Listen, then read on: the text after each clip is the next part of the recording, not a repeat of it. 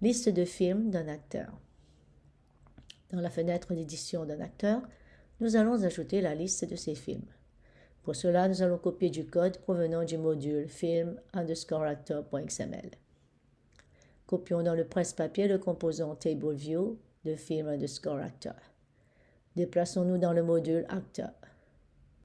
Dans la fonction edit_actor, dans la définition du formulaire de dialogue actor_dialogue, à la fin du formulaire, après les boutons, collons le contenu du presse-papier. Ajoutons un attribut title au composant TableView et tapons le libellé film. Le composant que nous venons de coller fait référence à la variable table_model_film_actor. Nous allons aussi copier les variables référencées. Revenons au module film_actor. Sélectionnons les définitions de fonctions et la déclaration de table_model_film_actor. Copions la sélection dans le presse-papier. Revenons au module acteur. Déplaçons le curseur au début du bloc d'instruction. Collons le contenu du presse-papier. Mettons en forme le document. Revoyons ce que nous avons modifié dans le code. Maintenant, enregistrons le fichier module.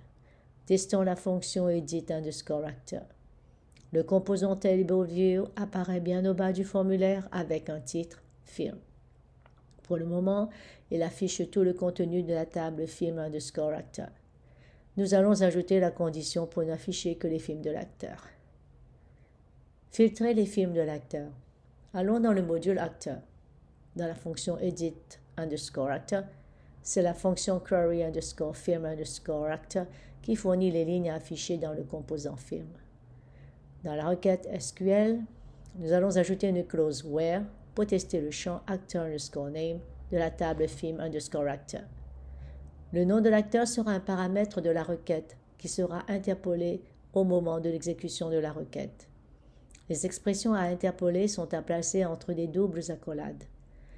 Les variables que nous pouvons référencer dans nos expressions d'interpolation doivent être déclarées dans l'objet param.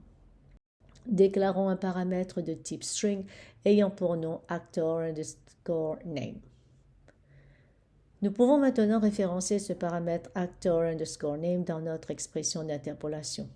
Nous devons maintenant donner une valeur à ce paramètre actor_name dans l'instruction run_query qui appelle la requête. La valeur du paramètre sera la propriété actor_name de l'objet actor passé en paramètre de la fonction edit_actor. Enregistrons le module. Rechargeons la page web. Testons la fonction edit_actor. Maintenant, le composant film n'affiche bien que les films de l'acteur. Cliquons sur Ajouter pour ajouter un film. On nous demande de saisir le nom du personnage dans le film. Il y a une liste déroulante pour saisir le titre du film. Mais on nous demande de saisir le nom de l'acteur. Nous allons faire en sorte que le nom de l'acteur soit pré-rempli. Pré-remplir actor_name pour un nouveau film_actor. Allons dans le module acteur, dans la fonction edit_actor. Lorsque nous cliquons sur Ajouter du composant film, c'est la fonction add_film_actor qui est exécutée. La première instruction définit un objet ayant pour nom new. Cet objet est initialisé en rappelant la fonction new dbrrow qui prend en argument le nom d'une table de la base de données, ici la table film_actor. Puis la fonction edit_film_actor est appelée avec pour argument l'objet new. Nous allons insérer une instruction pour donner une valeur à la propriété actor_name de l'objet new. Nous faisons référence à l'objet actor passé en paramètre de la fonction edit_actor et à sa propriété actor_name. Sauvegardons le module. Rechargeons la page de l'application. Testons la fonction edit_actor. Cliquons pour ajouter un film à l'acteur. Le champ nom de l'acteur est bien pré-rempli avec la valeur attendue. Mais on peut modifier sa valeur, ce qui n'est pas souhaitable. Lorsqu'on clique pour modifier une ligne du composant film, c'est la même fonction edit_film_actor qui est appelée. Là encore, le champ nom de l'acteur est une liste de sélection dont on peut modifier la valeur, ce qui n'est pas non plus souhaitable. Actor_name non modifiable dans les films de l'acteur. Nous allons modifier la fonction edit_film_actor pour ne plus faire apparaître le champ nom de l'acteur.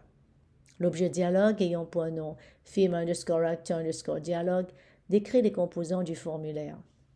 Supprimons le composant select qui affiche la liste déroulante permettant de changer l'acteur.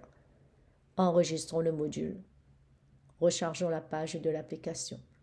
Ouvrons la page edit_actor. Testons le bouton ajouter du composant film. La liste déroulante nom de l'acteur a bien été enlevée. Cliquons sur une ligne de film. Là aussi, la liste déroulante nom de l'acteur a bien été enlevée.